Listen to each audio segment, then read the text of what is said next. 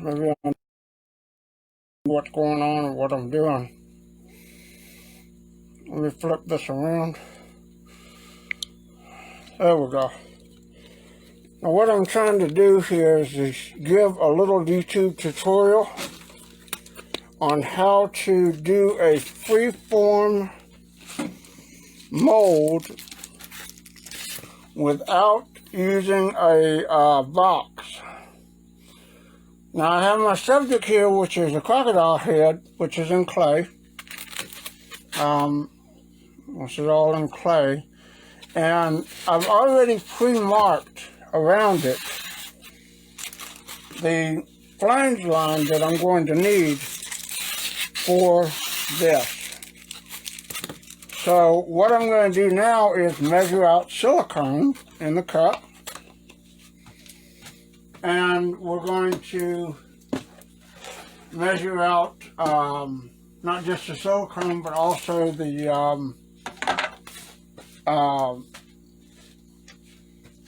heavens help me, I've lost my mind. We're also going to measure out the catalyst. That's what I'm looking for.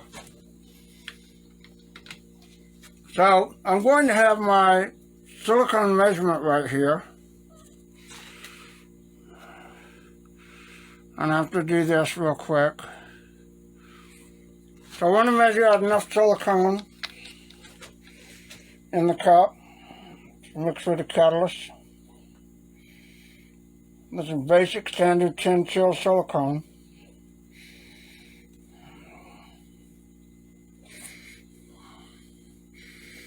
I'm probably going to do this in multiple layers. But what I do need to do is get enough to get started with. So that's what we're doing first, is getting enough to get started with. And it shows we have 83 fluid ounces of silicone at the moment. So, 83 fluid ounces. We're going to have a different measurement here. We're going to have to go with a different measurement. We're going to have to go with grams. So I've got 246 grams here, showing on my scale. 247 grams, 46. So what we have to do is we have to measure the catalyst the same way.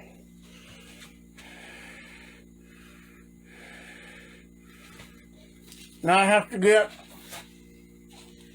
247 grams, and that's 10% of this catalyst to the grams. So you have to do 25 grams of catalyst to the silicone. Well, there's too much. A little bit back, just a little bit back. 25, right there on the nose. Okay. Alright, now what we're going to do, we got that. We're going to measure this, mix it up real well. Get a stir stick, mix it up.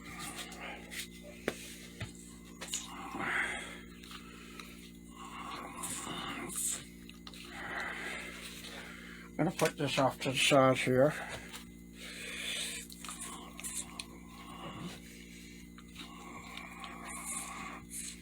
Now, normally I would make a mold box for this, but I thought, you know what, if I'm going to use a thicker catalyst, a brush-on material, you really don't need a box for brush-on. So this is a brush-on silicone mold tutorial.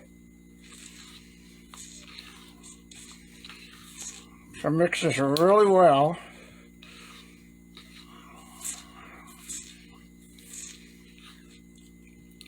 These crocodile heads are going to be resin pieces, by the way. I thought to make like paperweights or something.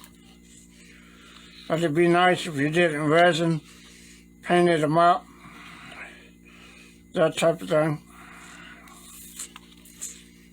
So not many people can afford a, you know, to have a you know, a real crocodile head or alligator head, because it's just, you know, not feasible for some people. So I thought, well, why not convert something like that into something useful every day? You know, it either could be a paperweight or it could be a display piece.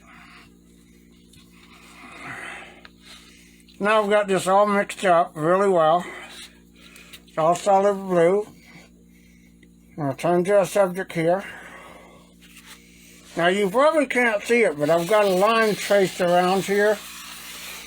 Right here where my finger's going.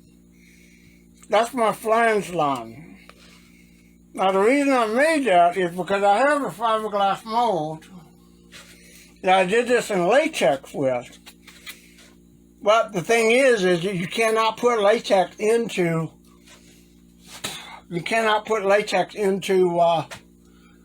resin and latex. It will burn. The heat will burn the latex. So what I do is I take a paintbrush, chip brush, like so. First I'm going to do my flange lines here. I'm just going to outline it.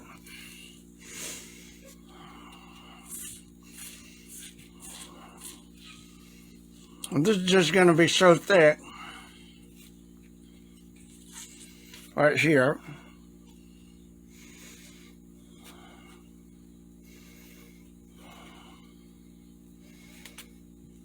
And this is foam board, by the way, which is okay to use. Also going to stipple this silicone onto the model,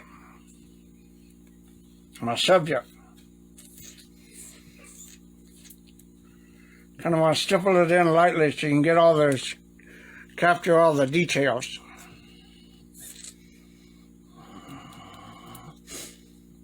Just like brush it over really well and stipple as you go.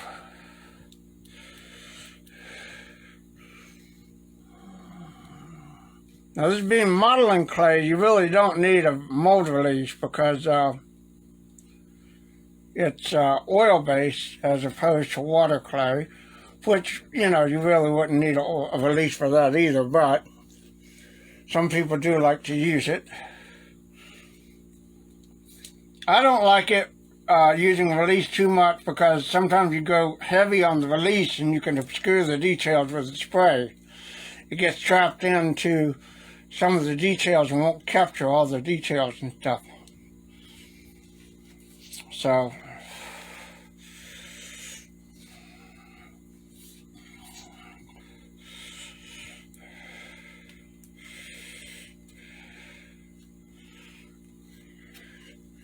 just go around, brush my flange line all the way around.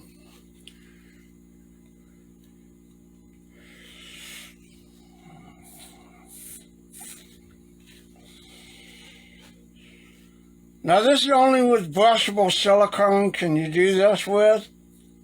You cannot do this with regular pourable silicone because it's too thin and will not. You'll make a mess. With a brushable catalyst and that type of thing, you can readily do something like this. That's why I always use like a tin-seal base for a lot of subjects like this when I want to capture detail. Use a tin-seal base and get a catalyst that's brushable. I'm going to do a little product demonstration here. Michael Jeanette will be proud of me, I think, because I do a product demonstration for his friend's company out there in California where I get this stuff.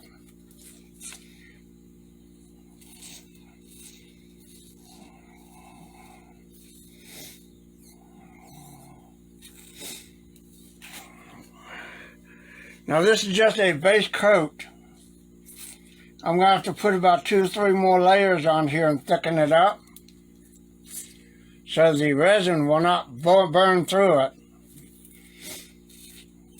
So this is just a first layer, kind of a brush on, stippled in layer. You can do this with water-based clay, polymer clay, oil-based clay, Savant clay. There's almost no clay medium that you can't do this with. So,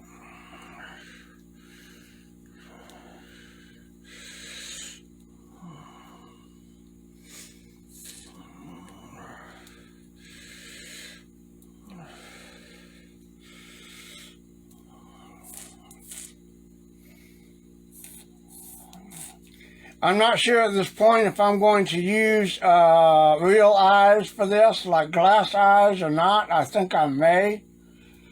I did measure these, and I'll have to check with my buddy down at the taxidermy place and find out if I can find the right size, if they have the right size eyes. I think they would.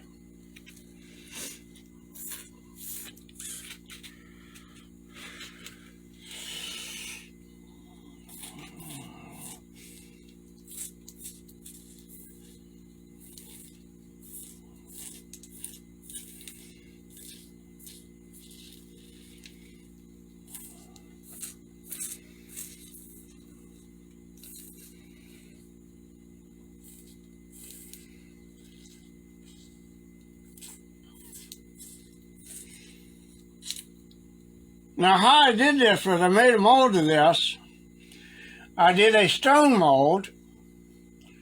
Then I made a mold of this, and I thought, well, I'll do a hard stone mold just to have a hard copy in case something went wrong with the clay part. Then I did a clay molding of it just to make sure that I had a backup. In case something went wrong, say the clay, didn't react right, or collapsed, or got too warm and it started melting or something like that, or got mushy or what have you. This is crafting clay. This is not monster clay. This is crafting clay. So it is a little bit softer than regular modeling clay and water-based clay. So I had to be careful on doing this to make sure that there was no pressure put on it to obscure any details or have it go, by way of being kind of mushed in and that type of thing.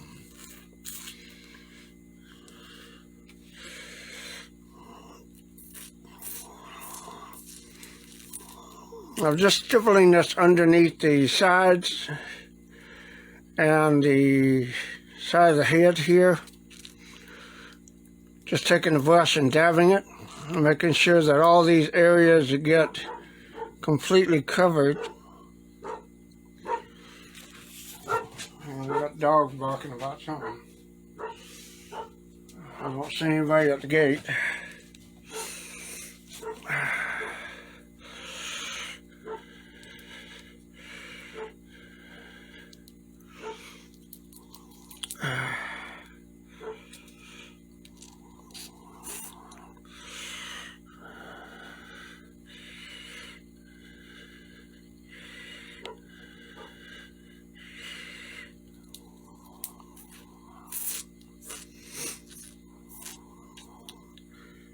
Now, mind you, when you do brushable, it is a little thicker sometimes than the pourable one. The pourable ones are really good for capturing a lot of detail, but you have to sit there and make them mold. Whoop. About to fall down. You got to make a mold box and do all that with it. And I didn't really have any current materials outside of wood to do it. Wood's very porous, so it's not great. Clay is good. I've made mold boxes with clay before, but I thought, you know what? I've not done a freeform tutorial, so that's what this is, a freeform tutorial on how to do this.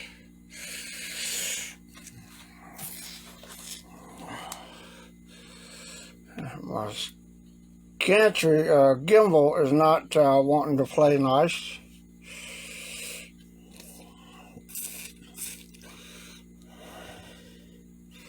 So I'm having to hold it as well as this. Do this. Let me set this down for a second. I gotta get this. Gimbal's not playing right.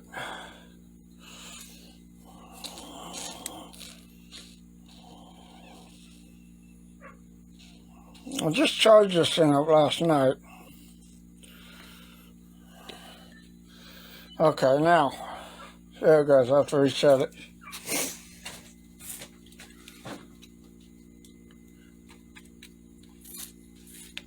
Okay, so now I just finish this off.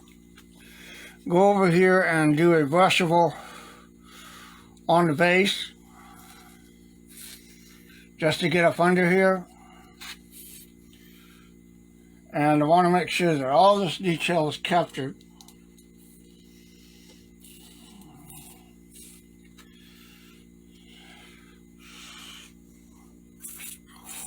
So it's not going to be one coat, one shot, done thing.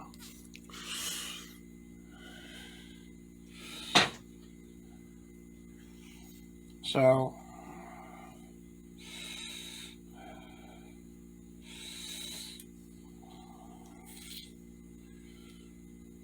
got some gremlins or something in the shop. There's something over here making noise over here, and I don't know what it is.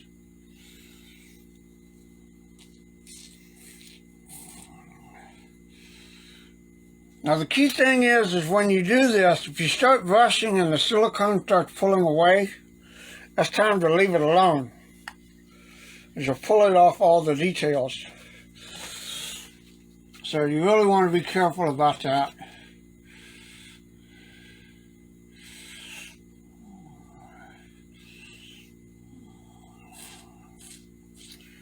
I'm just taking this extra silicone and just layering it on top just to make sure that everything's covered and done nicely.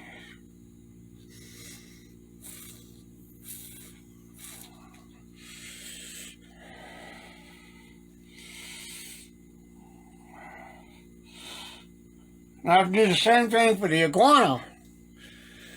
The iguana is over here, and just a bigger piece, but it's one that I do the same practical thing with. Make a mold of the iguana, create a base, put the base up under it, mold it together as a one-piece free mold, and then I'm going to do a freeform brush up a bit as well for resin. And that being a bigger piece, that's going to cause, it's going to require a little bit more resin.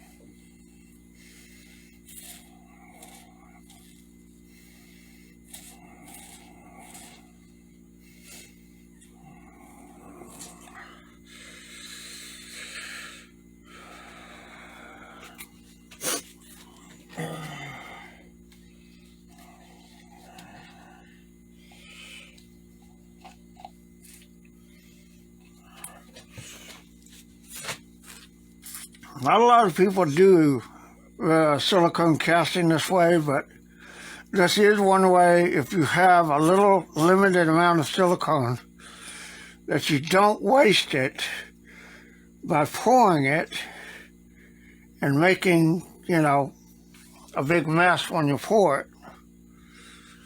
That's just starting to pull away, so I'm just going to cover and coat some of this and leave it alone.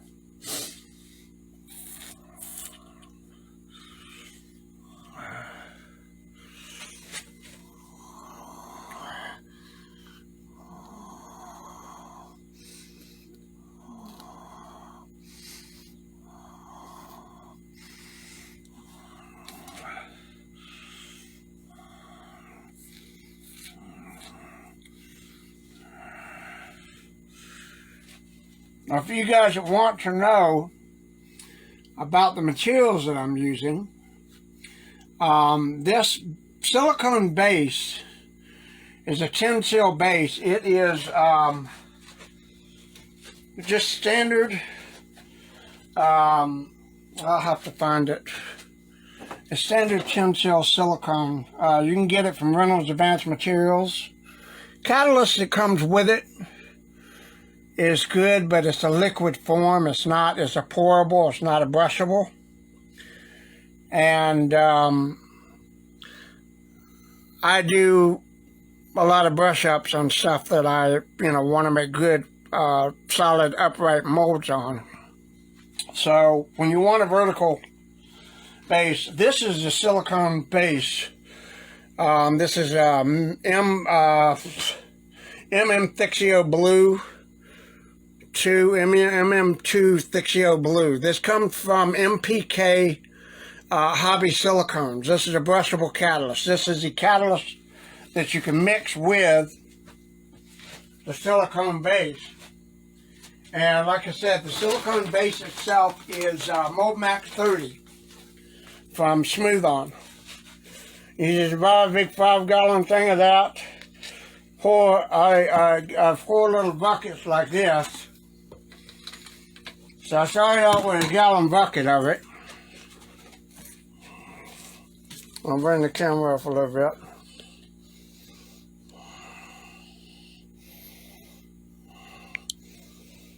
Started out with a gallon bucket of it. It's MoldMax 30. This is A. And it's just a bucket that I keep to do that with. And it's just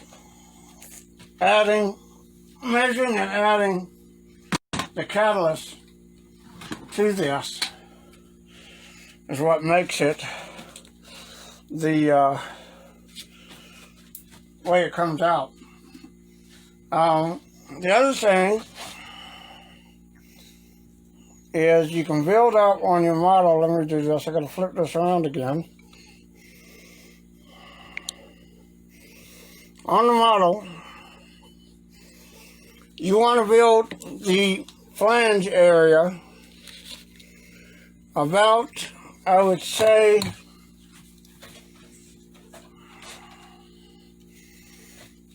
an 1/8 inch thick. This is about an 1/8 inch thick. This is a latex one. And so I can't put resin in the latex one, so what I'm doing is I just do the flange area about a 1/2 inch thick. And then of course this portion has to be probably 3 or 4 layers because it is going to be a lot of resin. And it would also be good to do foam in as well, but foam being uber lightweight, I don't think the foam itself would be a good constant material to use, not like the dinosaurs. Something big like the dinosaurs, I'd use compressed foam or Cujo.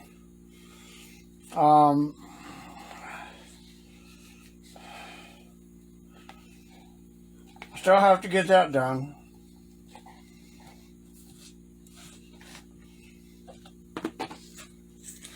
So all I'm going to do here is take this leftover silicone and just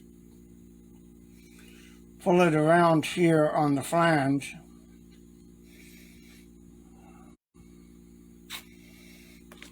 And make that about a 1/2 inch thick. Of course, I have to mix up for more silicone to do that.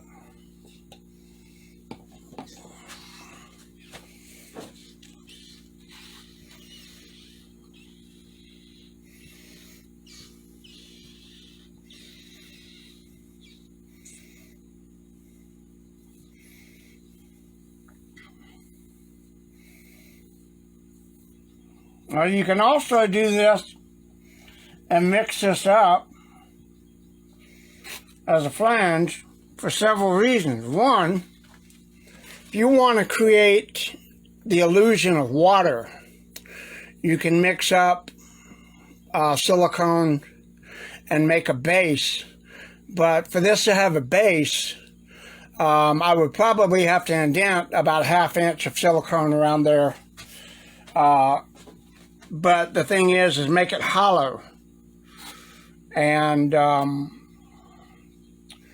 in doing that, you could use clear resin with blue coloring, and make water, or green or gray or whatever color you want the water to be, and make green or gray water, blue, green, or gray, and then you have the illusion of the crocodile in the water with his head popping out, and you can put all kinds of techniques and textures and stuff like that to make, you know, like a water scenario.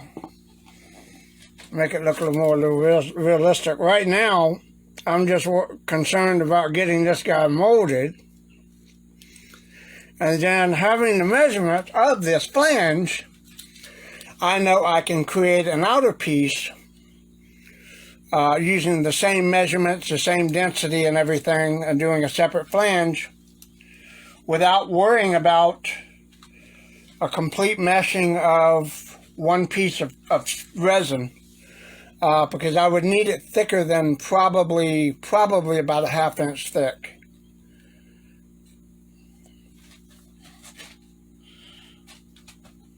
So I will let this dry for a little bit. Then just come out and do the same thing. Rinse and repeat. The same technique, the same materials, the same measurements, everything. And it just becomes the same overall thing. I've got a little spot on the end of the nose here that I didn't get. And I got to scrape this silicone out of the bowl here.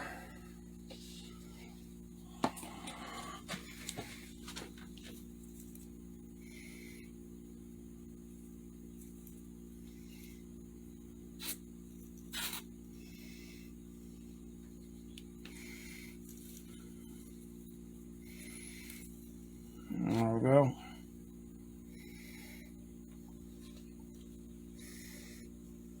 Get that front end. It's starting to pull away, so I'm going to leave it alone. Okay, let that dry. And then it solidifies to come back out in a couple hours or so, and put another layer, and then another layer, another layer, another layer.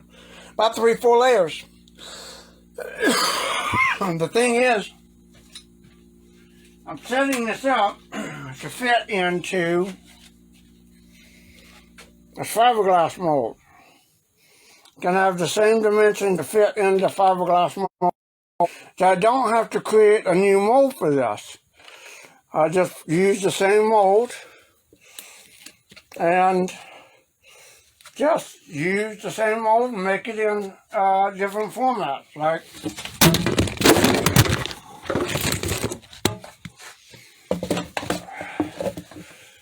sorry about that. Whew. Good thing my phone didn't bust. Anyway, that's pretty much it. Sorry about that falling. So like I said, with this, I can take this when it cures, put it in the fiberglass mold, and not worry about it, and use that, cast resin in it, make a whole new piece. So you guys can see, this is the ultra cal version. You can kind of see what it'll look like when it's done, and it'll be resin instead of ultra cal. So then I can paint it up, do all that, and there you go. So that's what I'm working on at the moment. Got 4 Cujo up under the damn thing, just all wrapped up. I'm hoping they'll stay good so I can get some metal flanges. And I gotta get some 10 sheet flange, 10 metal roofing sheets. and cut and make this a 3-piece mold. You got to go right down the back with one. Then I have to do 90-degree angles right off the nose and the jowls. So I have to put this up under it and do a 90-degree here and a 90-degree here and make it a 3-piece. This whole front piece becomes 1 piece, and then there's 2 pieces off to the side. So that's the difficulties of that one, and it's a 2-person job. And of course my buddy Brian Minnick took off on me back to New York. Decided he wasn't going to stick around down here, so I have to wait until I can get Adam to come over here and probably help me mold that out. Okay, well, I appreciate you guys watching. Thank you very much, and that'll be all for now.